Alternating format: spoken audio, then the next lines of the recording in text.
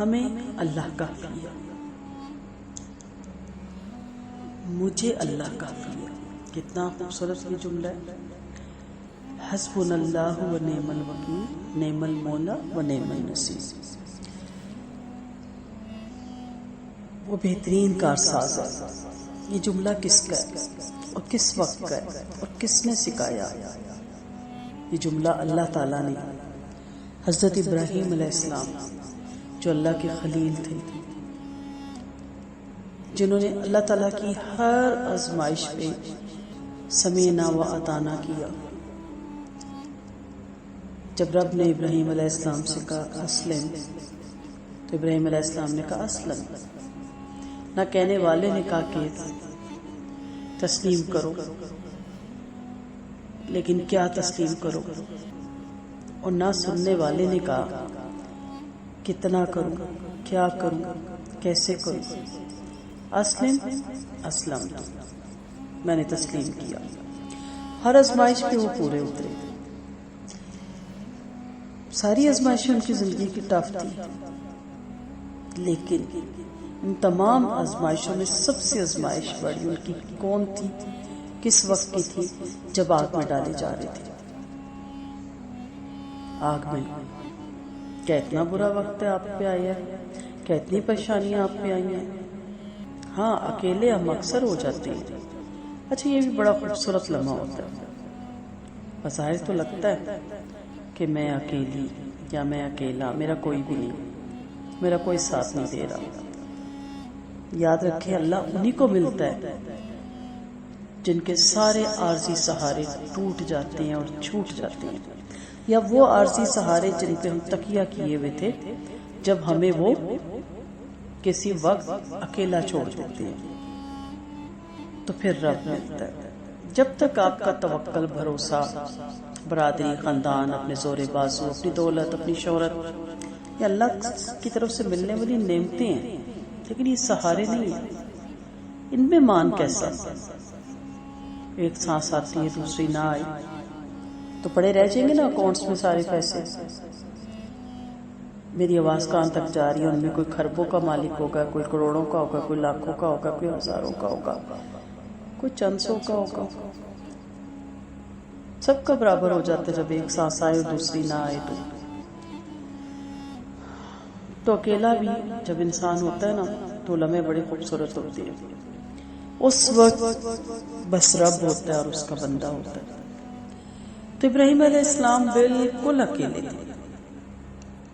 خاندان نے چھوڑا، علاقے نے منہ موڑا، بادشاہ کا حکم صادر ہو گیا۔ سب سے بڑا دکھ، باپ جو آگ جلانے کے لیے لکڑیاں کاری خیر سمجھ کے ساری بستی دوڑ تھی، جمع کری تھی کہ یہ منکر ہمارے بتوں کا منکر ہے، بے مذہب ہو گیا، اس کو ہم جلا دیں گے تو ہم اپنے الہوں کی بڑی مدد کریں گے۔ تو اس میں ان کا والد بھی شریک تھا۔ آپ کو دل دکھاتے ہیں نا رشتہ دار، لیکن ماں باپ ایک ایسا رشتہ ہوتا ہے کہ انہی کے پاس ٹھنڈی چھاؤں ملتی ہے۔ وہ اپنی بری سے بری اولاد کو بھی کبھی اکیلے نہیں چھوڑتے۔ لیکن ابراہیم علیہ السلام کی اتنی بڑی آزمائش کہ ان کے والد نے ان کو چھوڑ دیا، اور لکڑیاں ڈھونے والوں نے بڑھ چڑھ کے حصہ لیا، اور اتنی اس کو نیکی سمجھ کے لوگوں نے کام کیا کہ اتنی لکڑیاں جمع ہوئی، اتنا انبار جمع ہوا کہ ابراہیم علیہ السلام کو پھینکنا اس میں مشکل ہو گیا آگ میں۔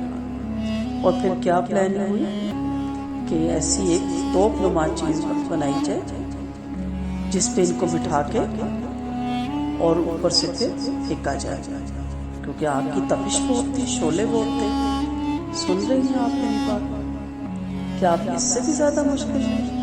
آپ اس سے بھی زیادہ غمگین ہیں؟ آپ کے ساتھ اس سے بھی بڑی پلاننگ ہو رہی ہے کہ خدا نخواستہ آپ کے لیے آگ کا الاؤ جلایا جا رہا ہے، اور سارے ریلیٹیوز اس میں لکڑیاں ڈال رہے ہیں اور تیل چھڑک کے اس کو سلگا رہے ہیں اور شعلے ہو رہے ہیں، اور بس جسٹ اے منٹ آپ کو اس میں گرایا جا رہا ہے۔ ایسا تو نہیں ہے۔ اور بڑے خوبصورت لمحے ہیں وہ، بہت خوبصورت لمحے۔ جبرائیل علیہ السلام اللہ تعالیٰ سے کہتے ہیں اے اللہ تیرا خلیل آگ میں گرایا جا رہا ہے، میں جاؤں پوچھوں، میں مدد کروں؟ اللہ نے کہا جاؤ پوچھ لو۔ جبرائیل علیہ السلام حاضر ہو کر بولے کیا مجھ سے کوئی ضرورت ہے؟ وہاں پہ ابراہیم علیہ السلام جب اتنی مشکل لمحات ہے اور آگ میں گرایا جانا ہی ہے بس ابھی، اور توپ کے دہانے پہ بیٹھے ہوئے ہیں۔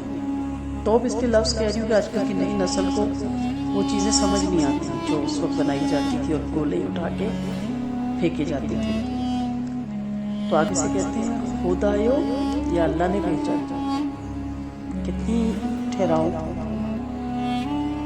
سارے جبرائیل علیہ السلام میں فرشتے ہیں، اللہ نے انہیں پاور دے رکھی ہے، چٹکی سے مسل سکتے تھے پورے علاقے کو، لیکن سوال کا جواب کیا دے رہے ہیں؟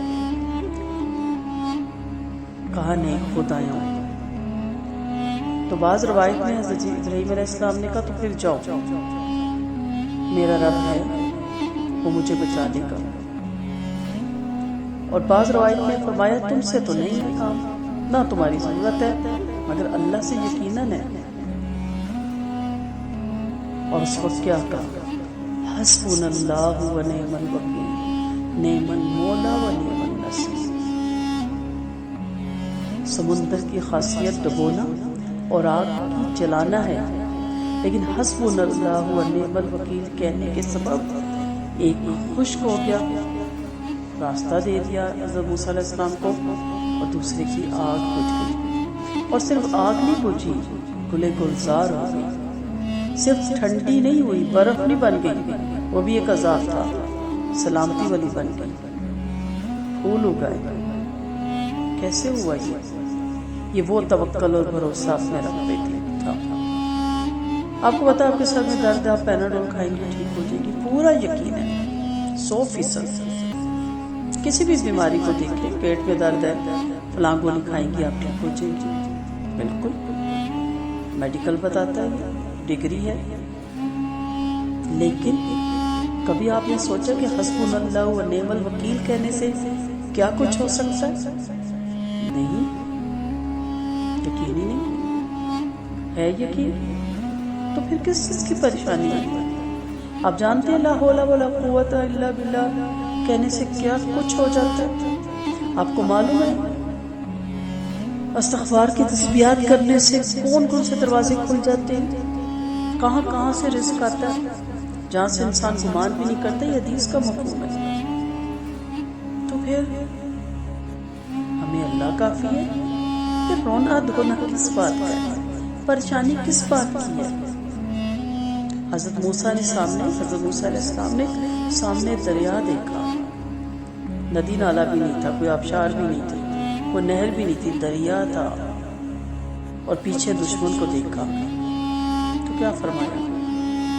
ہرگز نہیں، میرے ساتھ میرا رب ہے، وہ مجھے ہدایت دے گا۔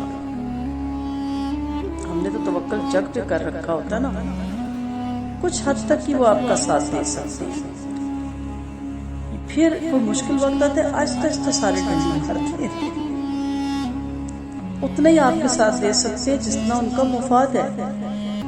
پھر انہیں بھی کچھ رشتہ داریاں نبھانی ہوتی ہیں، وہ بھی کسی موقع پہ کہتے ہیں بھئی اب ادھر بھی رشتہ دار ہیں، آپ بھی، ہم دونوں طرف خاموش رہتے ہیں۔ آپ حیران ہو جاتے ہو کہ جن سے آپ کا توکل تھا کہ میرے پہ کوئی مشکل وقت آیا تو یہ تو میرے لیے جان دینے کو تیار ہو جائے گا، اور پتہ چلا نہیں بھائی، وہ بس اتنا ہی کر سکتے ہیں جتنا ان کو اپنی سہولت ہے۔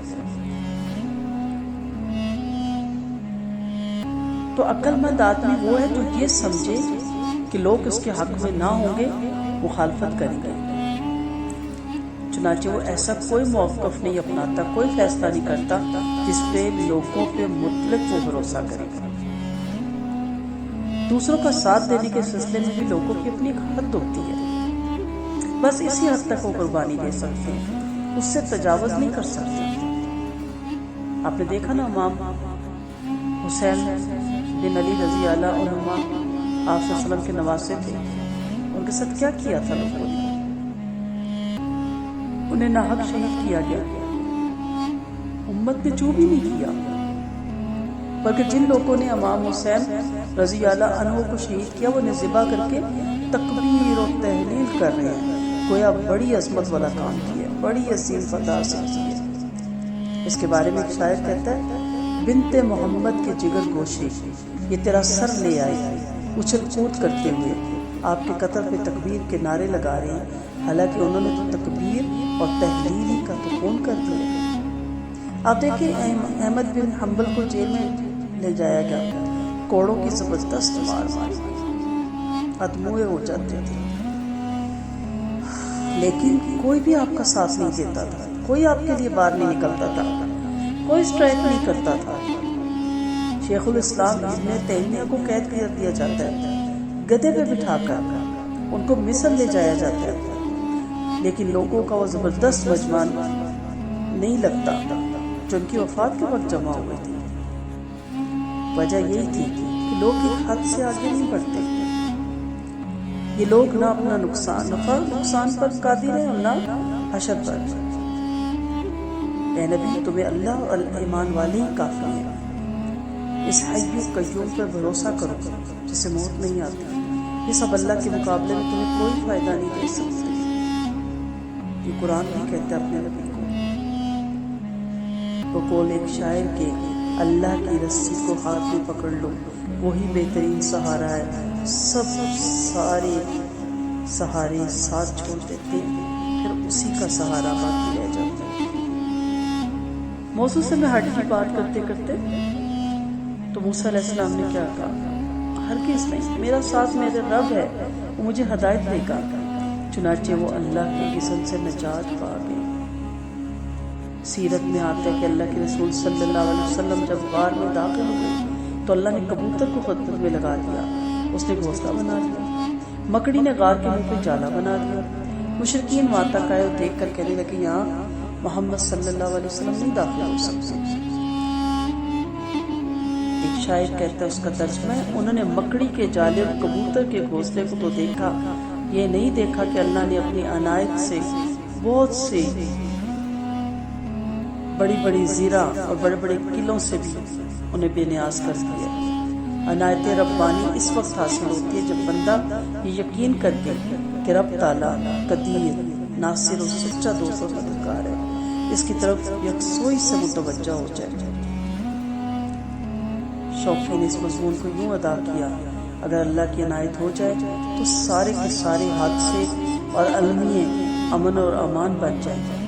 قرآن میں اللہ تعالیٰ کہتے ہیں آپ ہماری نگرانی میں ہیں۔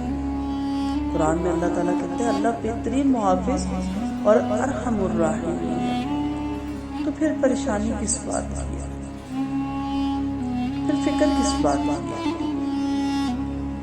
نبی کریم صلی اللہ علیہ وسلم کا فرمان ہے کوئی نفس اس وقت تک نہیں مر سکتا جب تک اپنے مقدر میں لکھی روزی اور عمر کی تکمیل نہ کر لے۔ تو پھر رونا دھونا کس بات کا؟ حرص اور لالچ کیوں جب ہر چیز طے شدہ اور مقدر میں اللہ کا حکم ہو کے ہی رہتا ہے۔ پھر یہ پریشانیاں، یہ تکلیفیں، یہ غم آپ کے گناہوں کا کفارہ بن جاتے ہیں۔ یقین رکھیے جو اللہ پہ توکل کرتا ہے اس سے اچھی سواری کسی کی نہیں ہوتی، اور جو اللہ پہ بھروسہ کرتا ہے اس سے تیز سفر کسی کا نہیں ہوتا۔ کر کے تو دیکھے ذرا بھروسہ۔ نبی کریم صلی اللہ علیہ وسلم کا فرمان ہے مومن کو جو بھی رنج و فکر، پریشانی، تھکان اور دکھ تکلیف پہنچتی ہے، حتیٰ کہ کوئی کانٹا بھی اسے لگتا ہے تو اللہ اس کے ذریعے اس کے گناہوں کا کفارہ کر دے گا۔ یہ وہی کر سکتا ہے جو صبر کرے، ثواب کی امید رکھے، انابت اختیار کرے اور یہ یقین رکھے کہ اس کا معاملہ اللہ واحد القہار، اللہ واحد الوہاب سے ہے۔ سو زمانے سے بے پرواہی سے ملو جب تمہاری جان میں جان ہے۔ جو چیز خوش کن ہے وہ ہمیشہ نہیں رہ سکتی اور غم کسی غائب کو لٹا نہیں سکتا، تاکہ فوت شدہ پر تم افسوس نہ کرو اور جو اللہ نے دیا اس پہ احترام کرو۔ کبھی کبھی اللہ نعمتوں سے اور بعض کو مصائب میں مبتلا کر کے آزماتا ہے۔ اولاد اور مال دولت بد نصیبی کا بھی سبب ہو سکتے ہیں، جیسا کہ فرمایا قرآن مجید میں اللہ نے، آپ کو ان کے اموال اور اولاد دھوکے میں نہ ڈالیں۔ اللہ چاہتا ہے کہ ان چیزوں کے ذریعے دنیاوی زندگی میں ان کو عذاب دے دیا جائے۔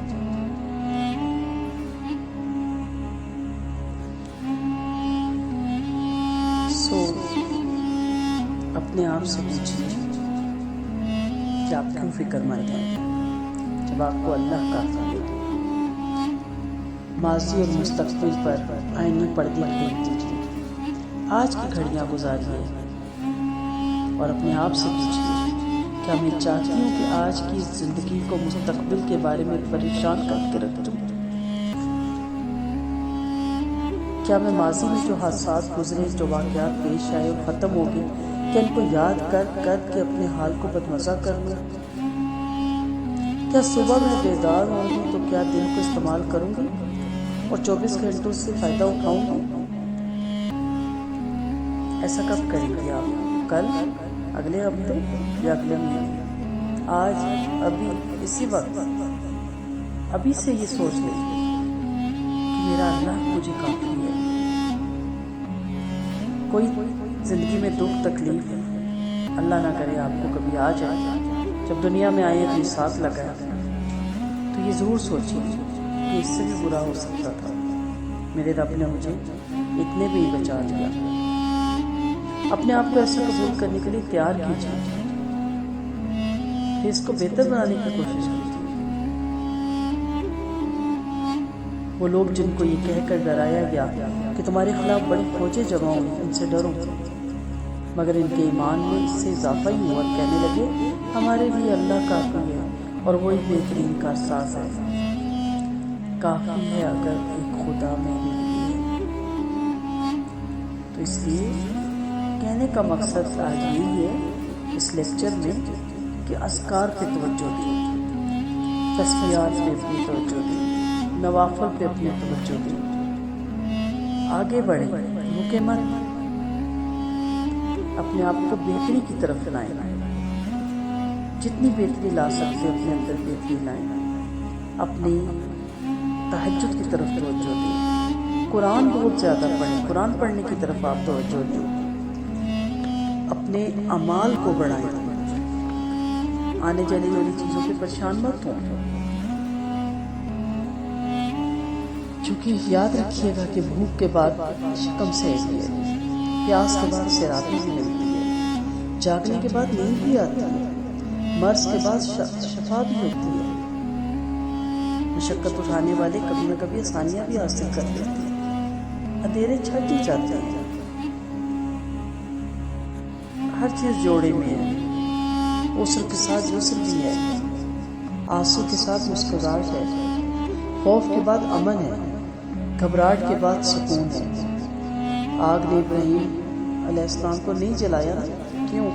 حکم ربانی تھا، ابراہیم کے لیے وہ ٹھنڈک اور سلامتی والی بن گئی۔ سمندر نے موسیٰ علیہ السلام کو نہیں ڈبویا نا، کیونکہ انہوں نے بلند اور سچی آواز میں کہا کہ نہیں، میرا رب میرے ساتھ ہے، وہ مجھے راستہ دکھلائے گا۔ حضرت محمد صلی اللہ علیہ وسلم نے پیارے غار کو ڈھارس بندھائی، ہمارے ساتھ اللہ ہے، لہذا امن اور سکینت اور نصرت حاصل کی۔ موجودہ برے حالات کے شکار، مایوس کن صورتحال کے گرفتار، صرف تنگی، عبرت اور بدبختی کا احساس کرتے ہیں۔ ان کی نظر کمرے، دیوار اور دروازے تک ہوتی ہے، اس کے آگے ان کو کچھ سجائی نہیں دیتا۔ کاش وہ پردے کے پیچھے بھی دیکھتے، ان کی فکر دیوار سے آگے بھی نکلتی۔ لہذا تنگ دل نہ ہو، ہمیشہ یکساں حالات نہیں رہیں گے۔ بہترین عبادت اللہ کی رحمت اور آسانی کا انتظار ہے۔ زمانہ الٹتا پلٹتا رہتا ہے، گردش رواں جاری رہتی ہے، مدبر عالم کی ہر روز نئی شان ہوتی ہے۔ امید رکھیں کہ اللہ اس کے بعد کوئی معاملہ پیدا کرے گا۔ اِنَّ مَعَ الْعُسْرِ یُسْرًا، اِنَّ مَعَ الْعُسْرِ یُسْرًا، یاد رکھیے گا عسر کے ساتھ یسر ہے، تنگی کے بعد آسانی ہے۔ اس لیے اپنے رب پہ راضی رہیں اور کثرت سے اس بات کو دہرایا کریں، حسبنا اللہ و نعم الوکیل۔ نعم المولا و نعم النصیر۔ اور بہت سی تسبیحات ہیں، زندگی رہی تو ساتھ ساتھ آپ کو بتاتی جاؤں گی تاکہ اب ہم ذکر اذکار کی طرف بھی ہماری توجہ ہو اور ہم اپنے رب کو ہر وقت یاد رکھیں۔ وآخر دعوانا ان الحمد للہ رب العالمین۔ دعاؤں کی تعلیم رخسانہ انداز۔ سبحانک اللہم و بحمدک نشہد ان لا الہ الا انت نستغفرک و نتوب الیک۔ السلام علیکم ورحمۃ اللہ وبرکاتہ۔